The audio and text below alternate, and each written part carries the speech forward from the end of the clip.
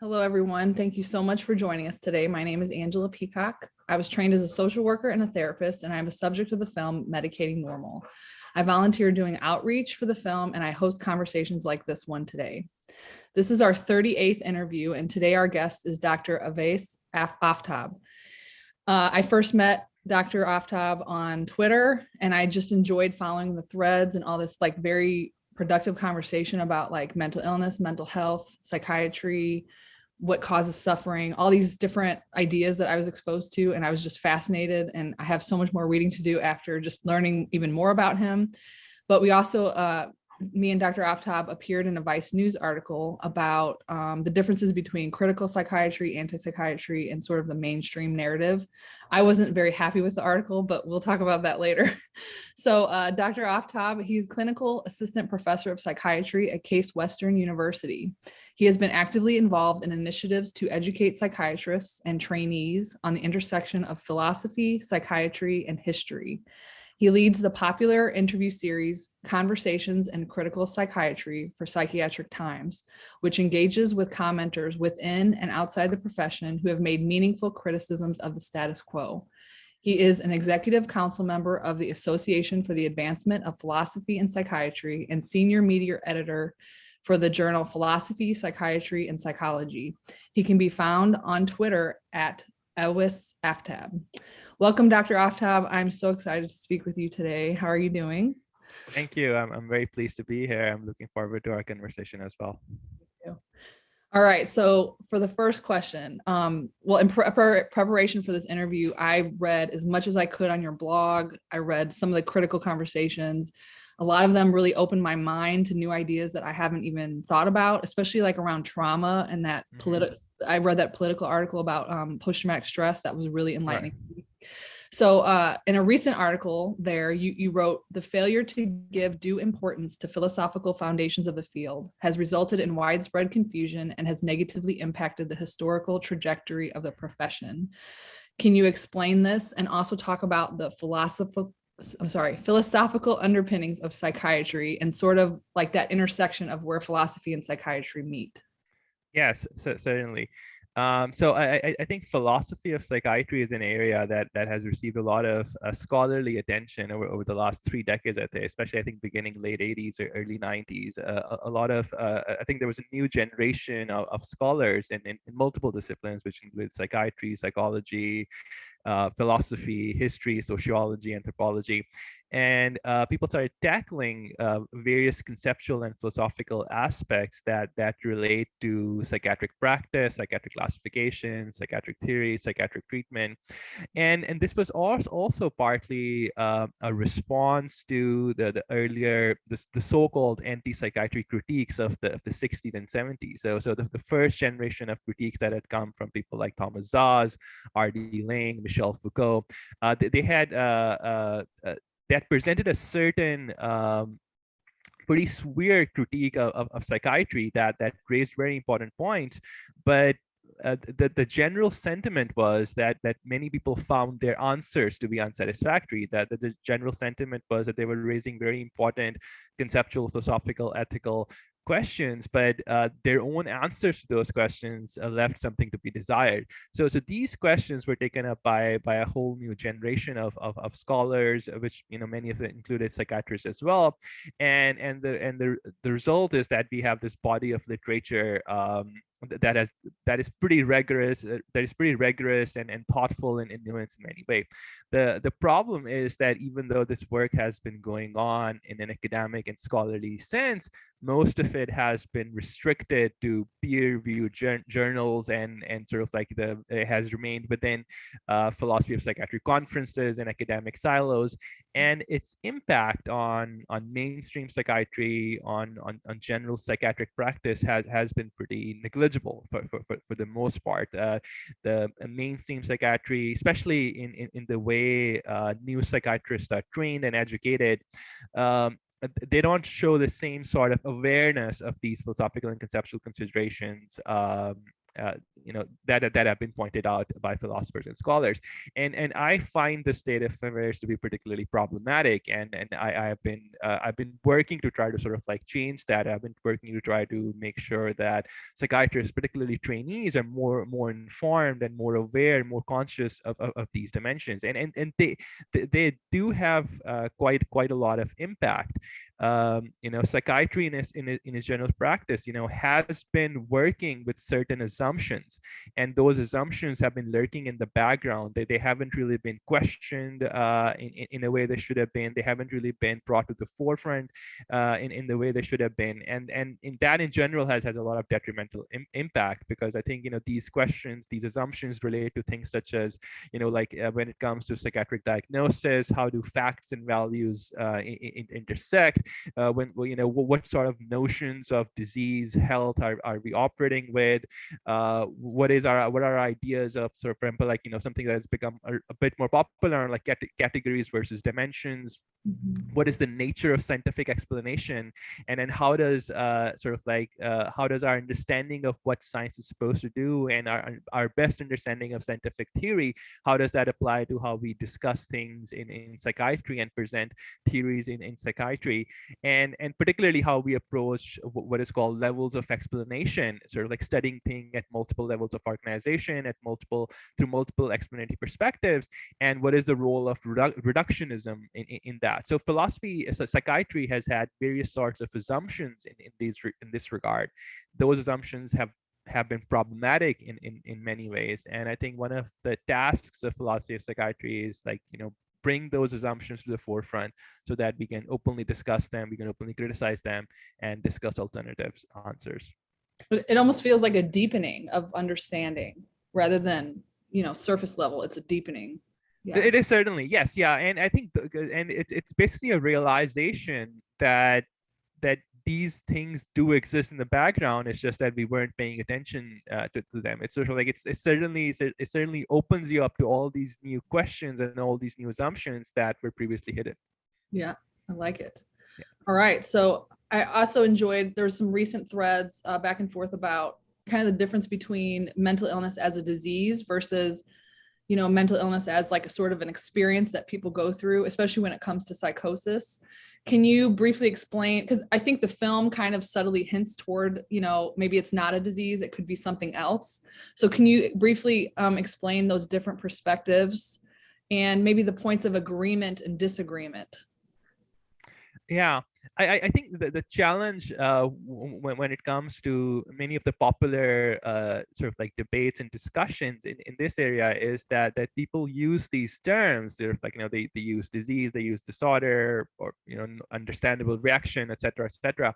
And so we're using these different sorts of terms, but there's little clarity on what they mean, how are they being defined. And even when it becomes obvious, when it becomes clear that different people are defining these terms differently, it's sort of like it's not obvious how those differences in definition, etc., are being taken into account.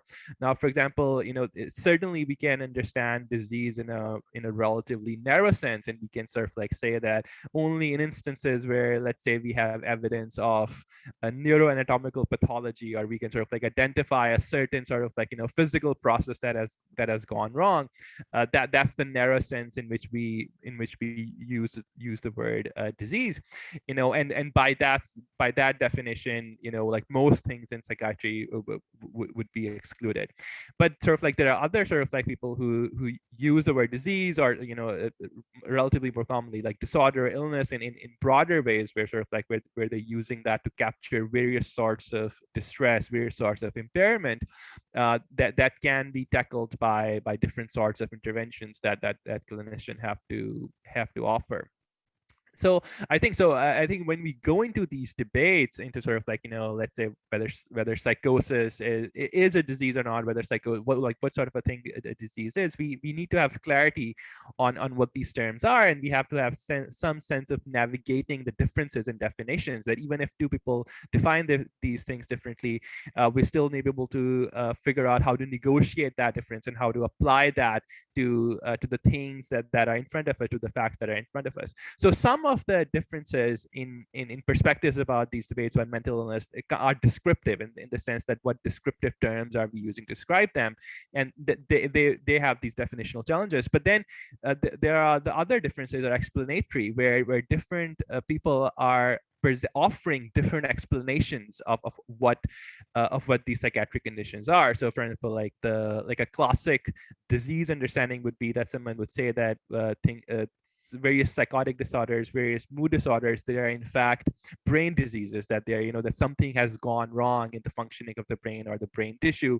So there's that sort of like brain disease perspective. That's one explanation. Another explanation might be in terms of various sorts of psychological conflicts, that there might be unconscious neurosis, or or sort of like certain conflicts have been repressed or suppressed, or there are certain maladaptive coping strategies, etc. So so that could be like one mode of explanation that is being offered.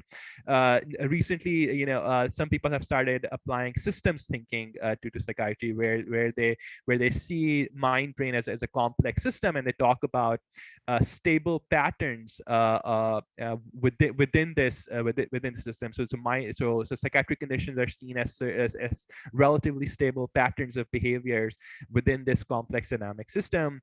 A slightly different explanation would be that these are basically just understandable reactions to what is happening in one's life, various sorts of stressors, various sort of traumatic incidents, and that any normal person would sort of like react in that way if they're exposed to certain sort of stressors. So we have these various competing explanations that are trying to see, and that is largely an empirical and scientific questions. Like we don't know in advance which explanation is the right one. Like that's what science is for, is that we have to do the scientific work, we have to gather the data, we have to do experiments, we have to sort of like see what are the different predictions that these explanations generate, and after doing that scientific work, we'll be able to determine which one is the right one. And I think the most likely scenario is that all of them are true in certain ways, and and they have their particular domain of applicability.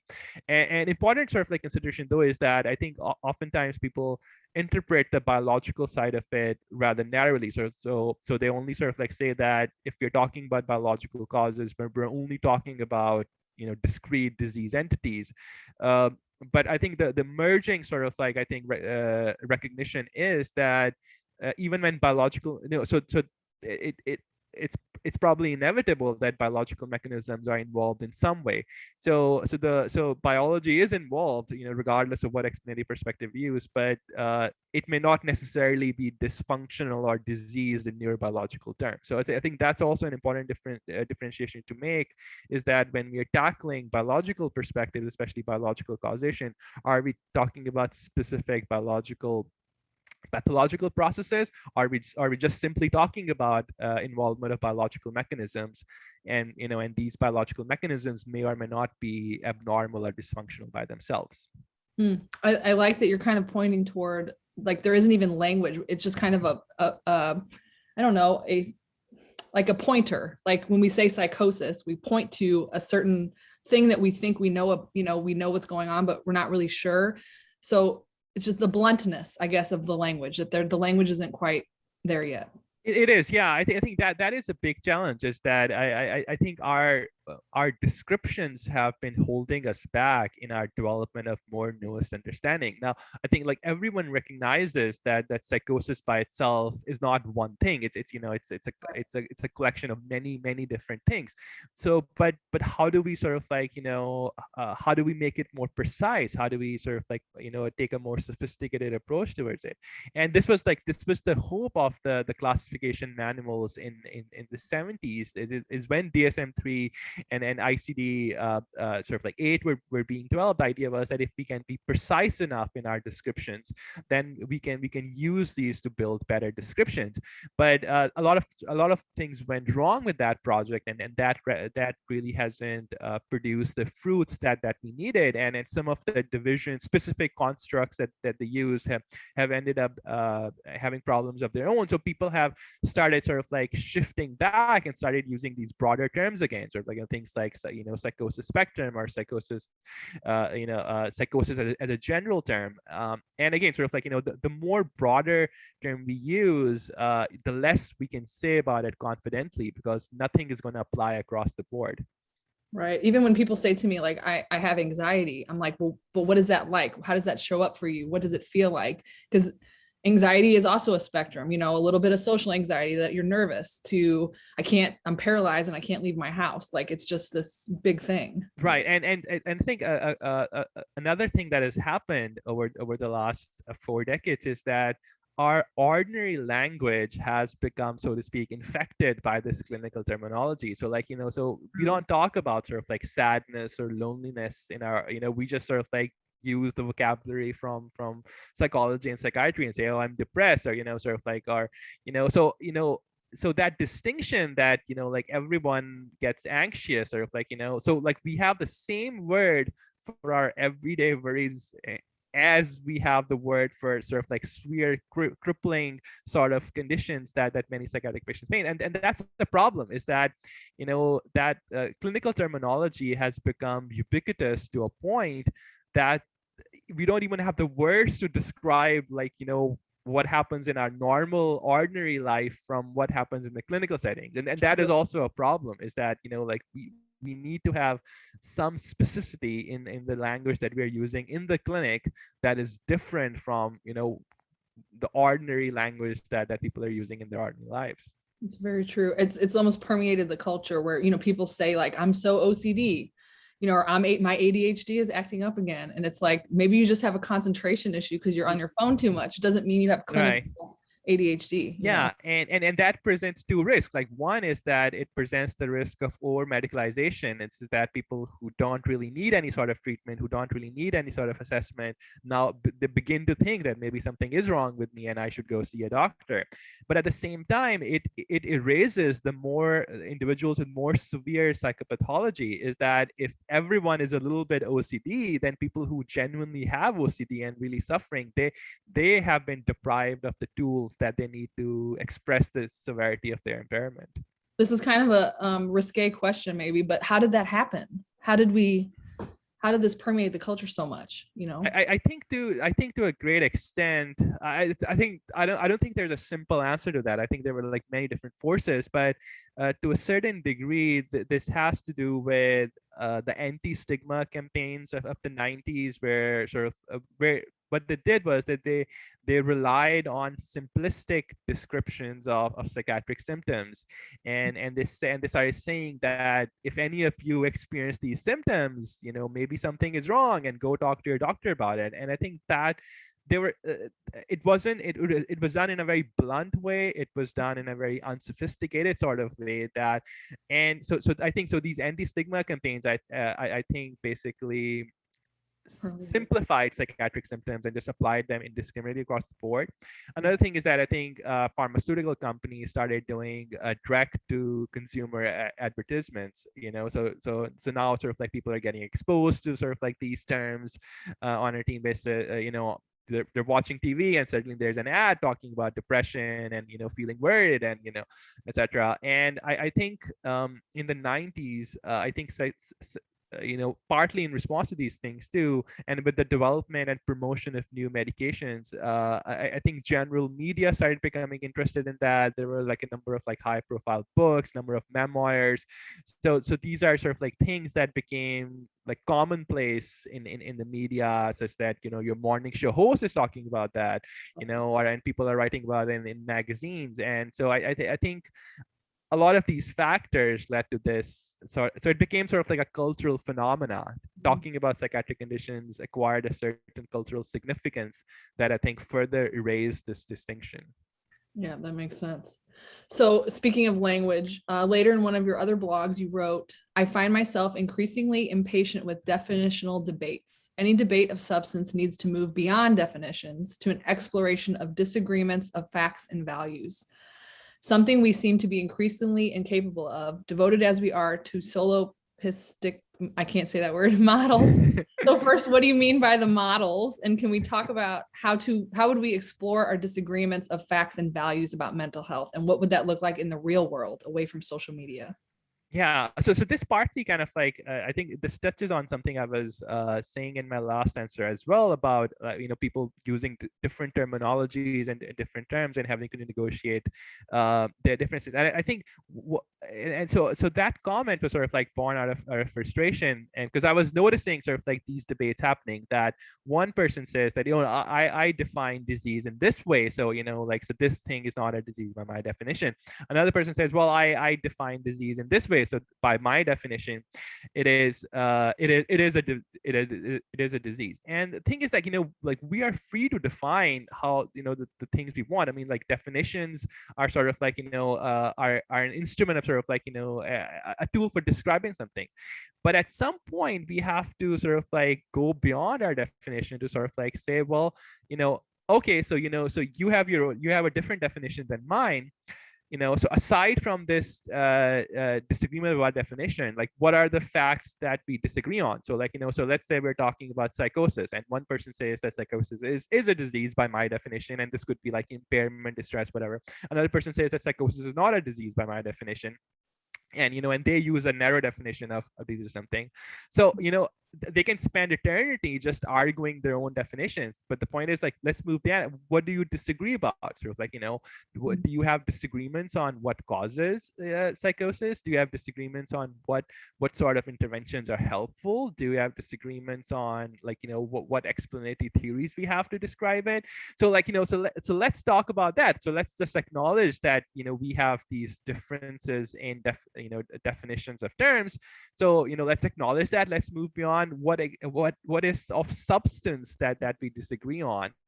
And I think and that surprisingly has been difficult for people to do, because because once they adopt a certain definition, there seems to be an incapacity for them to acknowledge that someone may define things differently, and that's okay, because like definitions are just part of this. Like our definitions are not binding on others. Like others can define things differently, and so we have to recognize, or like, what do we disagree on beyond this definition? And that really hasn't been happening in a productive way, just because people have been arguing about definitions all the time. So I was expressing that frustration in Yeah. that particular blog. So, and I remember that blog while you were speaking.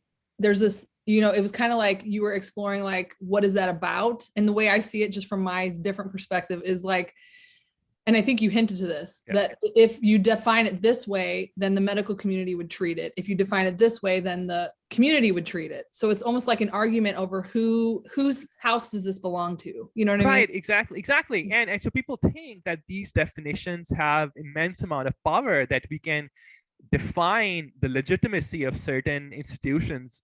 So this was the technique used by Thomas Szasz. Szasz said that psychiatric conditions are not a disease by my definition. So since they're not a disease by my definition, medicine has no justification, no business in treating them. But like, how can a definition have that power? Like, how can you simply define a way whether something is going to be helped by a medical intervention or not, or whether something requires assessment or not? Like that's the factual empirical matter. You can't define it away. Like that's something you have to test and see. Like do these medications work in this particular case? What sort of benefits do they produce? What sort of harms do they produce? What is causing that? So all of these questions about what is the cause of this condition, how do we assess that, how do we treat that, none of that is going to be solved by our definition of disease. But people pretend as if these definitions have some tremendous power, that if you define it differently, suddenly medicine as an institution would disappear, or if you define it in a certain way, suddenly medicine has a legitimacy just based on that definition alone. And that is that is ridiculous in a certain way, that we think that our definitions have this power to do all of these things, when they don't. They're just words. Well, also in like the first question, you kind of hinted, you kind of talked about this, where it could be from socioeconomic forces that a person is suffering. It could be from something biological. It could be from childhood trauma. We don't know. First of all, we can't predict the future of, if we define it in this way, then we treat it this way, because we don't know the origin of the suffering. So it's so complicated. It's not so easy as it's this or it's that. Exactly. And I think what has happened is that people have used language as a way of asserting their power and asserting their legitimacy. So I think what should be a debate about what is the justification for doing this becomes sort of like a question of, well, I'm saying it this way, and by doing so, sort of like by saying it this way, I'm asserting that I have a right to treat this, or I'm asserting this and that. So I think it becomes sort of like a brute assertion, and it obscures the real reasons for approaching a thing that in that particular way. Yeah, I like that. So speaking of language and arguing and disagreement, Twitter is full of it. Oh my goodness, under the hashtag psych Twitter. And I frequently follow it. I frequently tag that, on our Medicating Normal page to try to bring articles or new thoughts into that.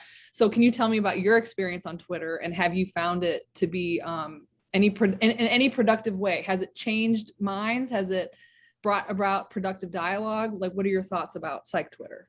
Yes, I think Twitter. I think what we see on social media generally, but particularly on Twitter, sort of like is this like magnification of connectivity. So sort of like it's this state of hyper connectivity, where sort of like we are connected to so many other individuals, and we're connected, and they're sharing their thoughts and they're sharing their views. And I think what that hyperconnectivity does is that I think it enhances both the good and the bad of our everyday interaction. So I think it magnifies both of them. So I think it magnifies the potential for disagreement, the potential for discord, the potential for getting sort of for vitriol, and sort of like in other forms of smearing and cyber mobs and things like that. So it amplifies that, but it also, I think, it amplifies the good. It's sort of like it amplifies the potential for productive dialogue. It emphasizes the potential for actually being exposed to ideas and perspectives that you weren't really aware of.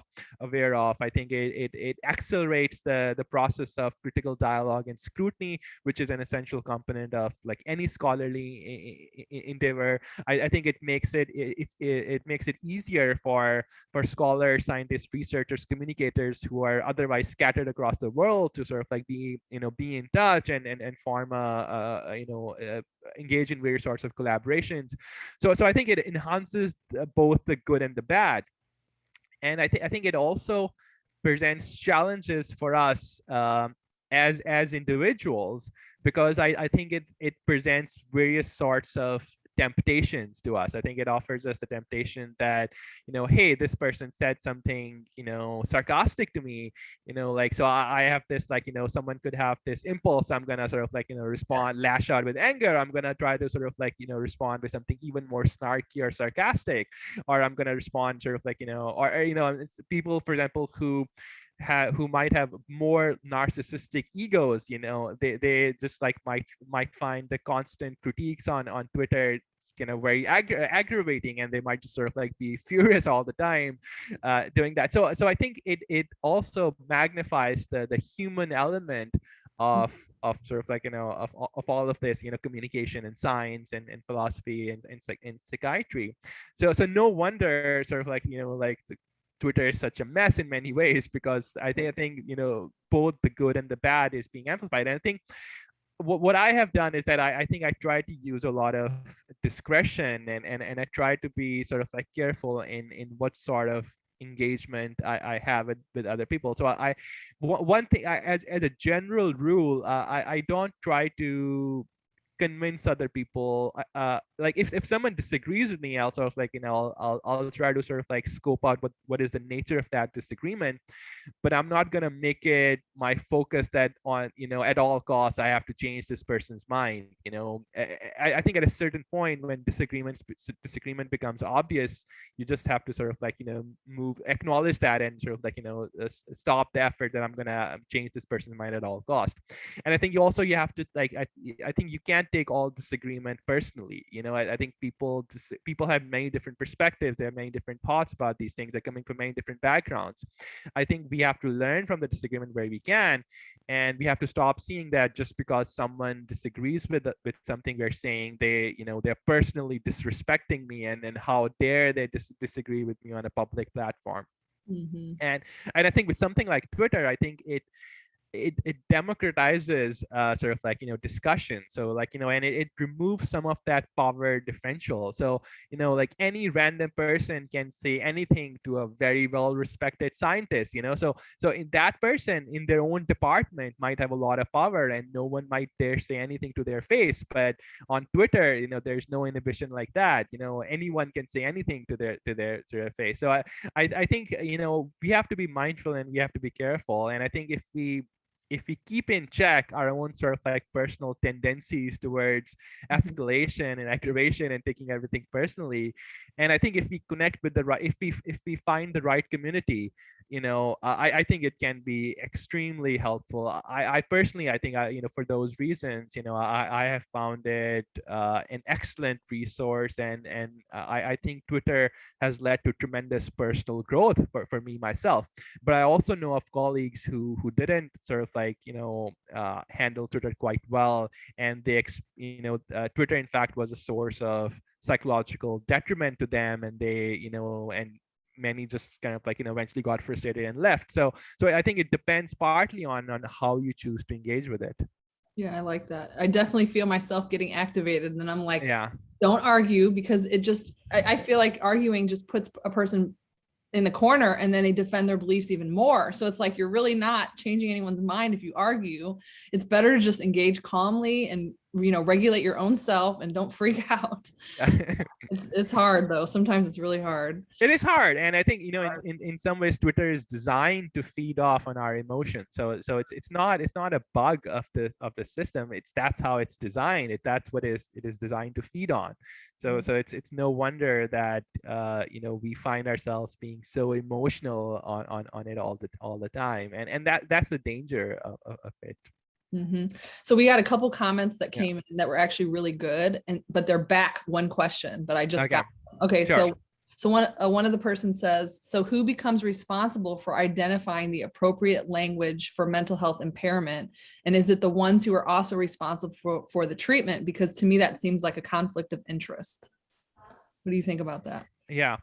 I think I think it's pointing. I think there are two different strands to this sort of like So one is that when we do have different options available to us, different terminologies, and all of them have very strong connotations, and they tend to evoke different sorts of assumptions. They tend to evoke different sorts of connotations and reactions.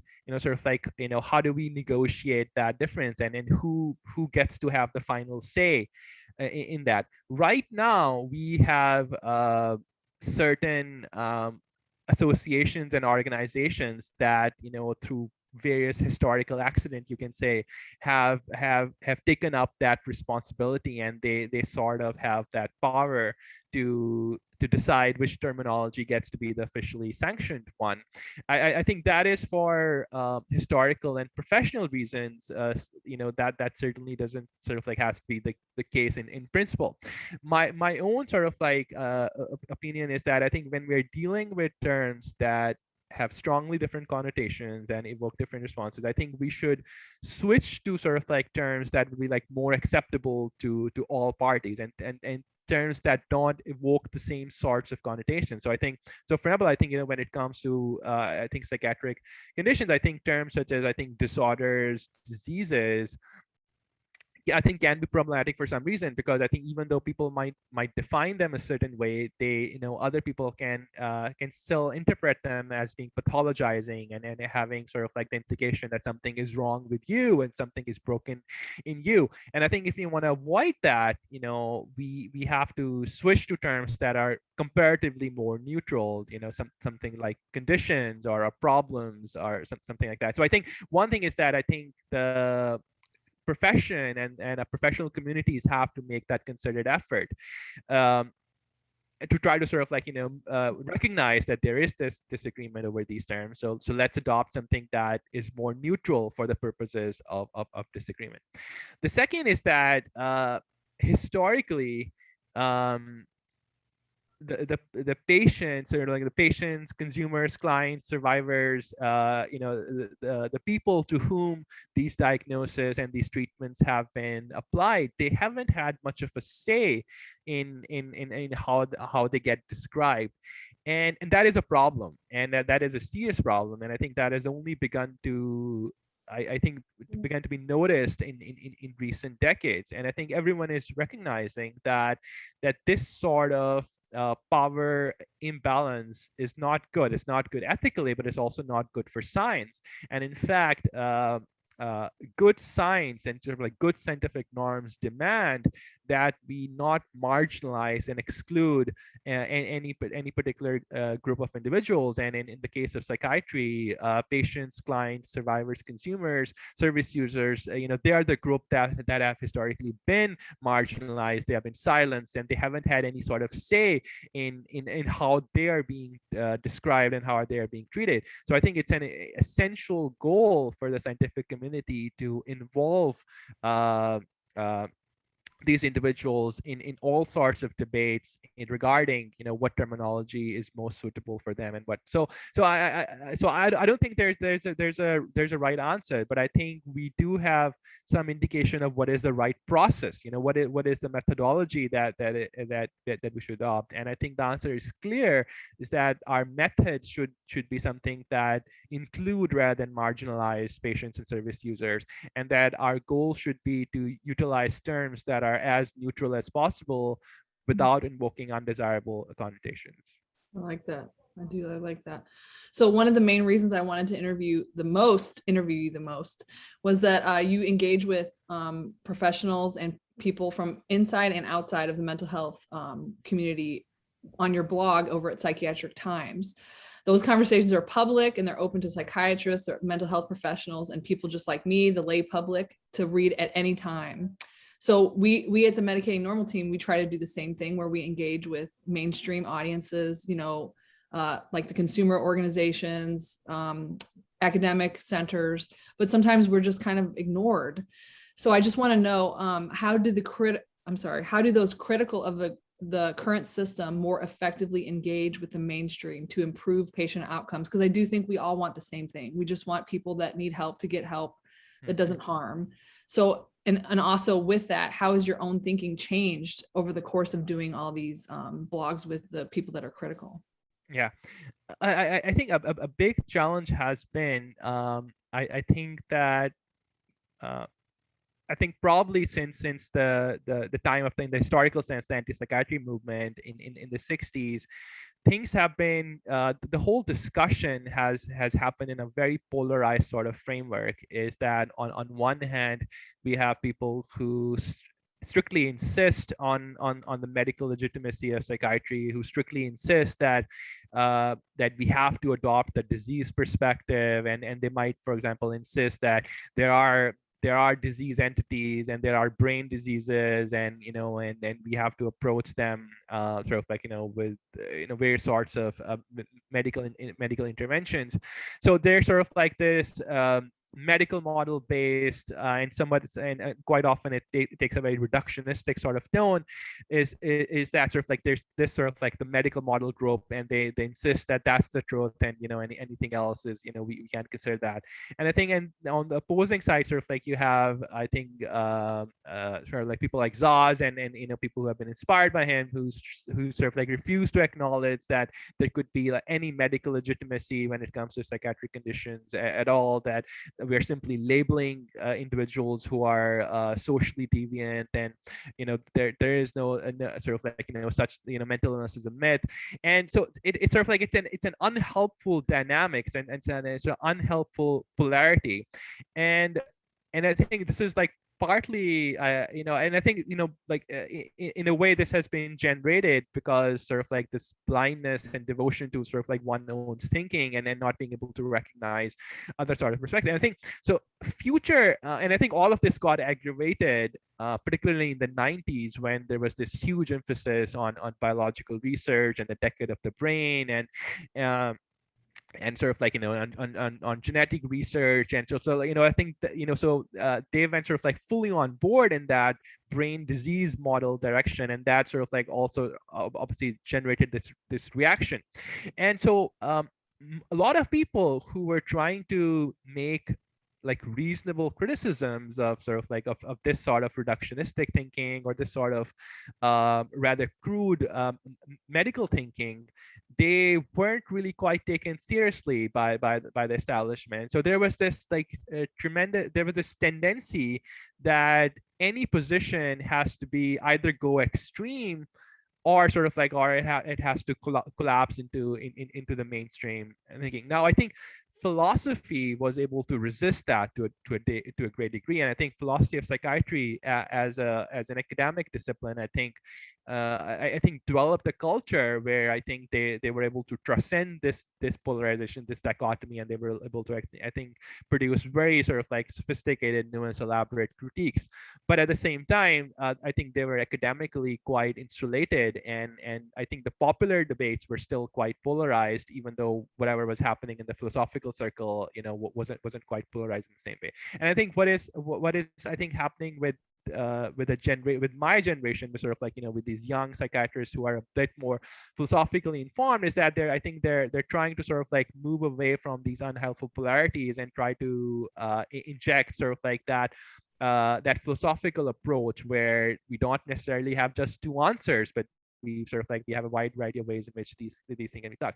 But the background is that due to this background of polarity, the mainstream psychiatric community is actually quite wary of any criticisms, because anytime they receive any sort of criticism, the tendency is for them to think that the very legitimacy of the profession is being challenged. And and if someone is criticizing medication, they want to ban all medication, or they think that all medications are unhelpful and nothing should be used.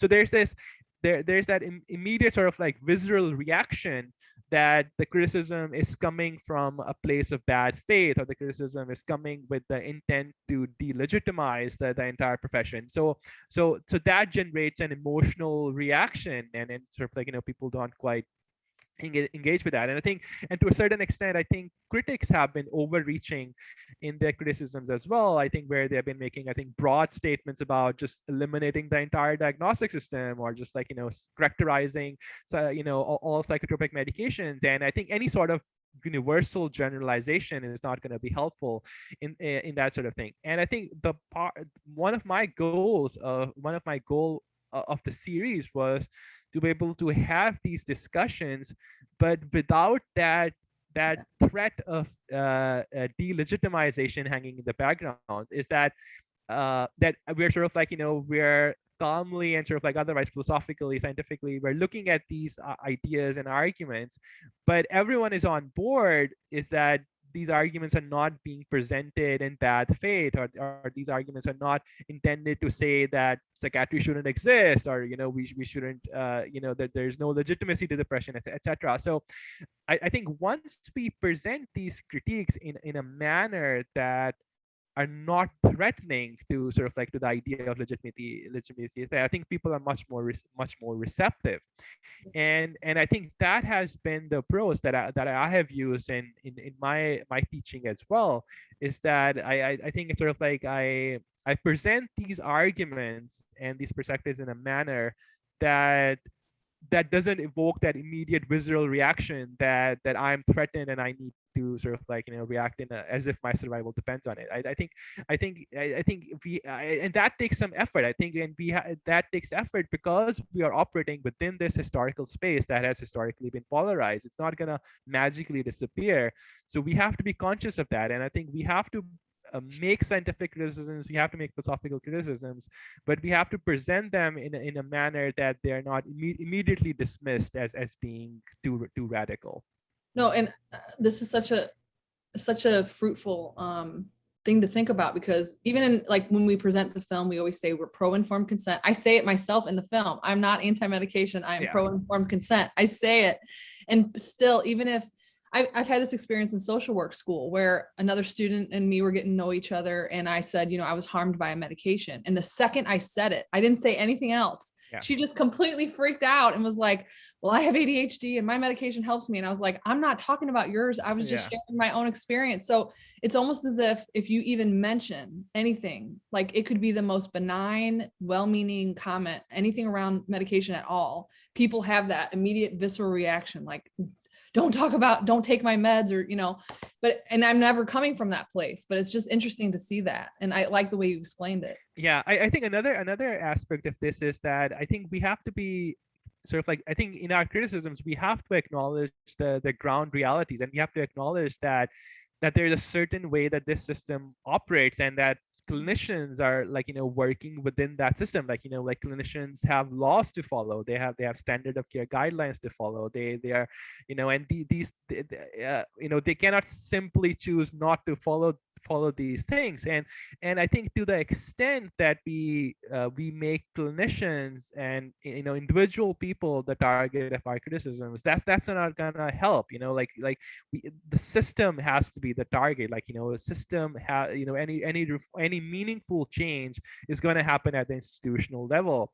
And so if we go after, let's say for example, in public spaces like Twitter, after clinicians saying, why are you diagnosing, why are you giving this medication, that's not gonna do anything except generate problems and discord, because they are doing what they're doing within the particular within a particular system, and it has to be systemic practices, and it has to be institutions, and it has to be best practice guidelines, things like that have to be the target of our criticisms, not the people who are working within it.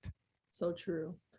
Well, we're 13 minutes running out of time, and we have a few more questions that I definitely want to get to. So, sure. All right. So the next one is, what is conceptual competence? I really liked reading about this as a framework. How can it influence present and future psychiatry practice? How can it change patient experience in the mental health system? And how can it improve treatment outcomes for consumers? Yeah. So conceptual competence. So this was something that in a paper for academic psychiatry that me and my colleague, Dr. Scott Waterman, we presented as an educational framework. So we basically, I think we touched on a lot of things that I've touched on in this Q&A as well. That sort of like, that there's this history of philosophy of psychiatry, that there are all these philosophical considerations, philosophical assumptions that are in the background, and that mainstream psychiatry and mainstream psychiatric education has been insulated from that. And so we presented conceptual competence as a framework that educators can use to incorporate these sorts of philosophical discussion. And the basic idea is that we expect our trainees to be competent in many different things. We expect them to be competent in psychopharmacology, in understanding the basics of how medications work and what effects they have. We expect them to be competent in diagnostic practices. And recently there has been calls for cultural competence and structural competence, which basically means that they need to have certain basic competence in navigating the cultural backgrounds of their patients, and they have to have certain competence in appreciating the structural determinants of health that are impacting. So in a similar way, we argued that trainees and future psychiatrists, they need to be competent in these conceptual and philosophical dimensions of the work we are doing. That they need to have the capacity to recognize that if they're using diagnosis, that there are these certain assumptions that are being made when that diagnosis is given, and they need to have certain competence in being able to be explicit about what those assumptions are, and what are the questions that relate to that. And as a process of that, so they need to have a certain minimum of tools to be able to understand, so to be able to analyze what those philosophical issues are that need addressing. They need to have certain basic familiarity with the vocabulary, with common arguments in the field. They need to have the ability to engage in philosophical dialogue. and very importantly from my perspective, conceptual humility, that these problems are complex, and oftentimes philosophical issues don't have settled answers, and we have to like learn to navigate disagreements, and doing that requires an attitude of humility rather than an attitude of arrogance. So it's primarily an educational framework in which we are using insights from philosophy of psychiatry as well as critical psychiatry to help them sort of like help communicate this material to the future generation of psychiatrists, and our hope is that if we can raise the next generation of clinicians to be more philosophically conscious and be more mindful of these things, they're not going to make the same sort of mistakes that the previous generations of psychiatrists have made. I really like that. I like having a psychiatrist who could think, who could hold different points of view at the same time, where this could be this, or it could be this, or it could be that, and we're not really sure. And to kind of give that feedback to the client and say, these are the different frameworks that I'm working from, and we could try this, or we could try that, or we could try this. What do you think? It seems like a more safer way to operate. Yes, exactly. I think right now I think most of the clinical work is operating on autopilot. Like sort of like if a clinician says to someone, well, I think you have generalized anxiety disorder, like what does disorder mean in this context is it's left undetermined. Whatever idea the clinician may have in his or her mind, that may be completely different from the idea that the patient or the client have in their mind, and that may be completely different from what the general society in the public thinks, or the public perceptions of that, and that I think has a negative impact on the clinical encounter if there's this vagueness lurking in the background, but that has such power of determining self narratives. I think that's a serious problem. We need to be tackling that. And I don't even think that's all psychiatry's fault. I mean, that's insurance companies paying reimbursement on 15-minute med check appointments. There's not time to explore all those things. Yeah. Right. Yeah. I think, and I think, in some ways we can be then pragmatic about it. We can convey that, what this simply means is that I'm recognizing that you're in distress, that you're impaired, and this is simply a way of offering you help and nothing more, right? And if we were open about that, if we said that, that's just what disorder means, is that you have a claim to some sort of professional help, that you're suffering, and it's my way of acknowledging your suffering and offering you help. If that's all it was, that'll be excellent. But the problem is that there are all these judgments of pathology and brokenness and chemical imbalances and blah blah blah, that's sort of like come packaged in with that, and we need to be more careful about that. Definitely.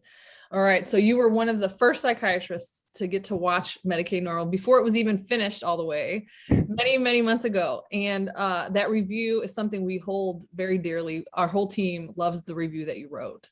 The last paragraph of that review has stayed with me throughout all of these months, and I think about it very, often. So let me quote you. It's, the conversation is no longer in the hands of the psychiatrist. The conversation has moved into the community. The Pandora's box is open. Many individuals have lost trust in the medical system, and they have lost trust in organized psychiatry. They have lost faith in the ability of psychiatric diagnoses and medications to help them. These individuals are taking ownership of their distress and making sense of it in ways that speak to them with more authenticity. Organized psychiatry has a choice to make here. It can continue to pretend that everything is hunky-dory, and it continue to dismiss the experiences of our harmed patients as anecdotal evidence, or it can begin to acknowledge the reality of harmed patients, the myriad ways in which we have ignored them and let them down, the ways in which we have allowed the profit and greed of pharmaceutical companies to corrupt our science, and the ways in which we as a profession are failing to offer narratives to our patients that do not reduce their existence to disease and disability. It almost makes me want to cry just reading it. At Medicating Normal, we have hosted over 160 community screenings. We've done CE presentations. We've done CMEs for doctors. Do you think the system is changing from your point of view? Are we Medicating Normal helping to bring a side of the story, to improve those that are currently treating patients? Is there anything that we can do better? What do you think from where you sit? Certainly, I think when I saw the documentary, I think it had a pretty sort of, I think, significant impact on I think on an emotional level too. I think, watching the suffering of the individuals, sort of like, who were described in the commentary, you were in there as well. But I think even more than that, I think the sense of abandonment is that, that they were harmed by sort of like, the interventions that medicine have to offer. But then there was no relief for them within that system. There was not even a sense of acknowledgement that the problems you're experiencing are in some sense genuine, are valid. And I think that just, I think, on a moral level, I just, like, found very appalling. And I was like, like, how can we accept this state of affairs? Like, how can we do that? We have a moral obligation to help people, and we have, going back to Hippocrates, we have this moral obligation to help as much as we can, and where we cannot help, to at least do no harm. And so I felt, at a very visceral level, that we were failing in that basic moral obligation as a community. But and I think for that, to convey that, I think for that reason I've used the documentary in my teaching as well, and I've had my trainees watch it, and I've discussed it with them, and I think many of them share that sort of reaction as well.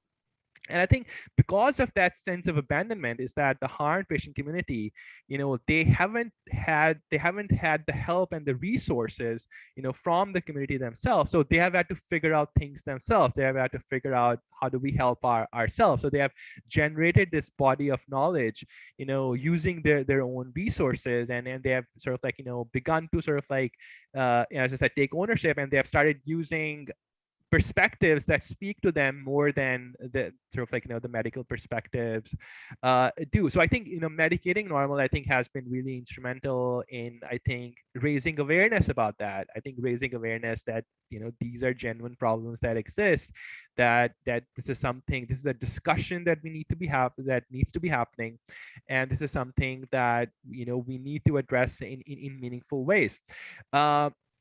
I think as a sort of like, as a guide for the future, I would say, I think, it's very essential that patients, survivors, service users, the harmed patient community, that they be involved in the scientific process, sort of like, that their experiences be taken into account, and they, in fact, that the harmed patients become active participants in the scientific process itself. I think, as we are seeing with the development of tapering strips and things like that, but there's no substitute for the scientific process itself. Like, any conclusions that we come at, any conclusions that the scientific community will be forced to accept, they would have to be the results of that scientific process of conjecture, experimentation, error correction, critique.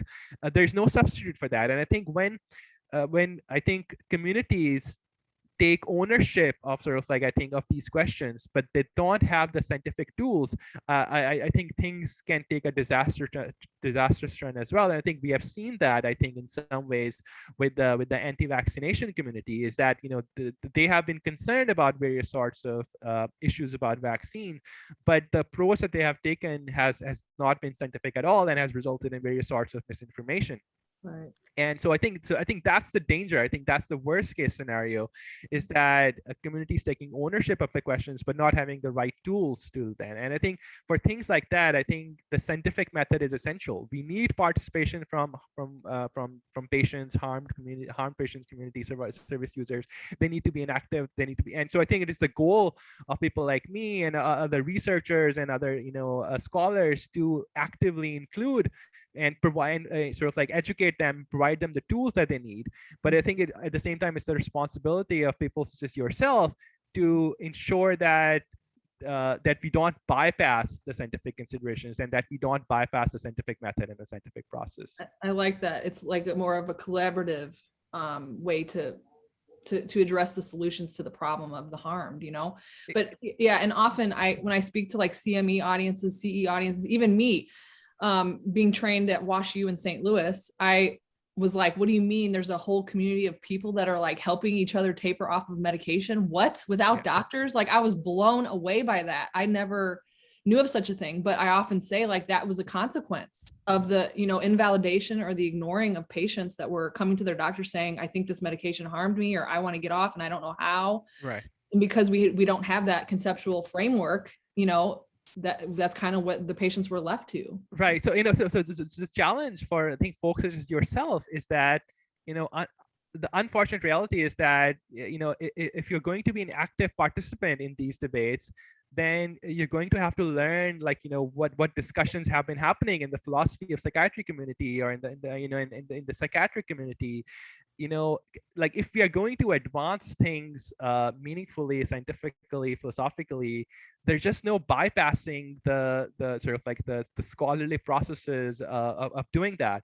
So I think, but that I think so that I think there's a responsibility on both sides. I said, I think our responsibility is to make sure that you are part of the process and that you have the tools to do that. And I think, and your responsibility is to making sure that, that you are sort of like participating in good faith in these scientific discussions, in these philosophical discussions, and contributing to the norms of that. Yeah, I think you're just saying, let's work together, Exactly. Yes. Good. Yes. Can we Yeah. just work together, please? Okay. Yeah. All right. So the last question, and this is the one I like to ask the most of the people that I interview. You are well read on so many different perspectives, from critical, from philosophy, all over the place. You've talked to so many people. So from your perspective, what is the nature of our suffering, and how do we help people who are suffering? Yeah, I think my own position kind of broadly falls into into the perspective that goes by the name of pluralism, and sort of like, and this is sort of like the idea that there is no single method, no single perspective that is going to answer this question of psychological suffering, and that any perspective that thinks that it has all the answers is going to be a wrong one, and it's going to end up becoming a dogma. So we have to approach the question of psychological suffering, and suffering in general, from many different angles, using many different methodologies. We have to engage with phenomenological ideas, and there's a very rich tradition of that. We have to engage with various sorts of research methodologies. We have to engage with psychodynamic perspectives. We have to engage with socioeconomic forces, cultural forces, anthropological forces. There are the existential, spiritual, religious aspects to that. And I think especially with the rise of the psychedelics, I think people are becoming aware of the spiritual aspects of these things again a little bit more. So I think we have these different explanatory perspectives, different methods that we have to apply to them, and which method works best in which setting for which condition, it's an open question. We don't know in advance. Like that's not how things work. I don't know which method would produce the most results, but what I do know is that if I insist on only using one method, I'm going to be wrong, because no method has all the answers. So I think we have to be pluralistic about that, and pluralism in this way is also a counter to various sorts of reductionistic thinking. So people who think that it's all biology, or people who think it's all drama, or people who think it's all whatever their favorite mode of thinking is. And so I think we have to, my own sort of like view, and this is the approach that I take, is that I take a robustly pluralistic view of suffering. And I think the philosophical challenge is that how do we develop a framework that has the coherence to navigate these disagreements? How do we develop a framework that is able to negotiate these different perspectives? And that's what I think. I think. Philosophically speaking, I've been working on. I think in some ways, the philosophical project that I'm engaged in is this idea of like, how do we create a space? How do we create a framework where these different competing perspectives can coexist? And the historical roots of that in some ways go to the psychiatrist and philosopher Karl Jaspers, who in the earliest 20th century sort of like presented some of these early pluralistic ideas by insisting that like both causal mechanisms and empathetic understanding were necessary. So there are we have certain historical and philosophical traditions to rely on, but there's more philosophical work that needs to be done in developing a more rigorous philosophical framework, and I think that's something that I've been engaged in. I really like that. I mean, I feel like I'm on your side with that. Like, we just don't know, and the more humility you can have when approaching a person that's suffering, I think the better, because we just don't know. We think we have it all figured out, but we don't.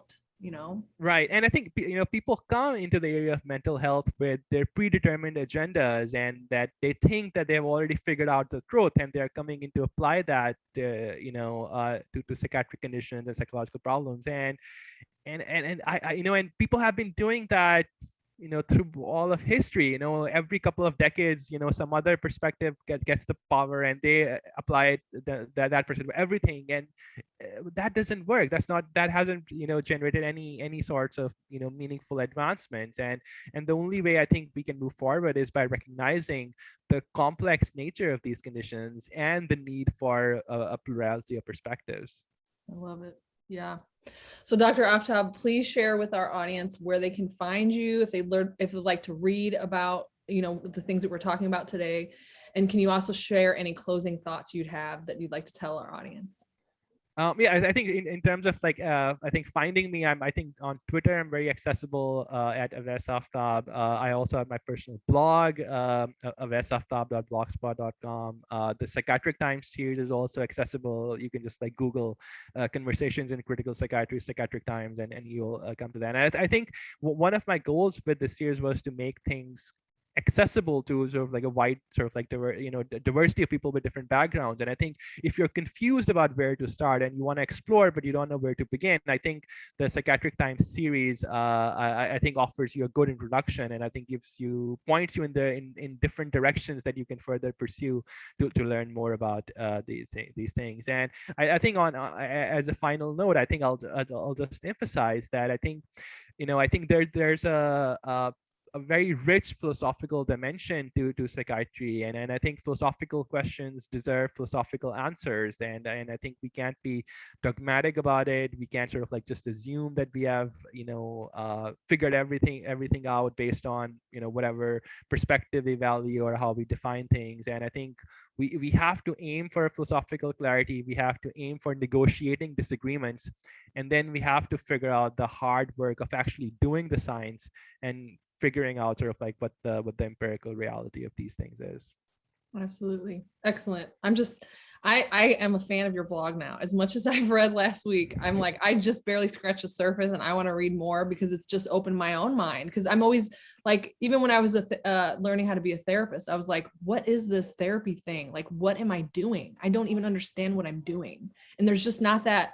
They don't, that's not embedded in social work school, the philosophical underpinnings of social work. What does it mean? What are we doing here? We don't even know what we're doing, Yeah. So I'm just a huge fan. People should go read it. The links are in the comments below. If you're watching later on YouTube, it's in the caption of the YouTube, and I'll pin it to the top comment.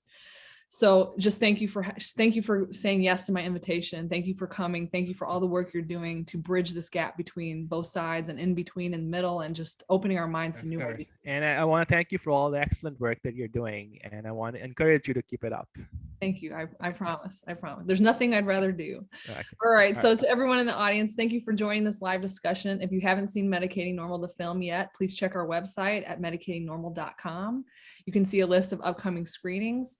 We also want to give a big shout out. We just sent a mail blast about us being on PBS in January, and the support that we have received in return has been enormous. So we just thank all of our supporters. We're coming so close to finishing. We raised all the money to be on public television in January. Lastly, we also release videos. You can see this one later on YouTube, and you can share it. So every week we have a new interview that comes up on Facebook Live, and then we release 2 on our YouTube channel. That's it. That's all I have. Thank you for joining us, Dr. Aftab. Thank you for spending an hour with us, everybody in the audience, and we will see you next week. Thank you. Bye. Bye-bye.